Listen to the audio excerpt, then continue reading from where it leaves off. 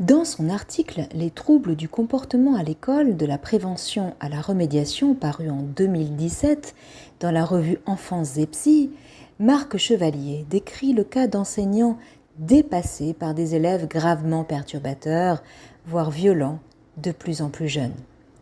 Ainsi, il donne l'exemple d'une enseignante de moyenne section qui venait de déposer une main courante au commissariat suite à des cours répétés d'un élève de 5 ans, ou encore d'une autre qui n'arrive plus à tenir un élève de CP. Et ce n'est pas si étonnant. Une étude canadienne très sérieuse montrait déjà en 1992 que 70% des élèves orientés en classe d'adaptation étaient des garçons et que leurs difficultés apparaissaient entre 3 et 5 ans, langue orale, écrite et comportement. En effet, selon le rapport de l'INSERM de 2015, 0 à 3% des filles de 5 à 12 ans présenteraient un trouble des conduites, 2 à 3% un trouble oppositionnel avec provocation, pour 1 à 2% des garçons de la même tranche d'âge, 4 à 5% un trouble oppositionnel avec provocation. 2 tiers des sujets ayant le diagnostic pendant l'enfance l'ont toujours à l'adolescence. L'enquête montre également que le trouble des conduites, se présentant sous la forme agressive, est très rare chez les filles.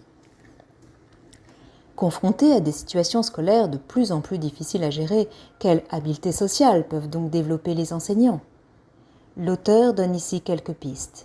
Gestion des conflits collectifs, conseils de classe, ateliers philosophiques, ateliers de réparation et de réflexion, médiation par les pairs, semaine de la paix, utilisation de messages clairs, etc. Il est fort probable que vous soyez un jour ou l'autre confronté à cette situation comme je l'ai été.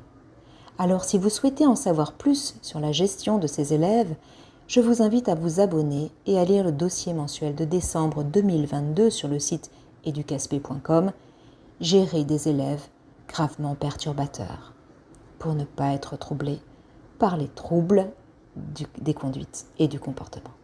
À bientôt.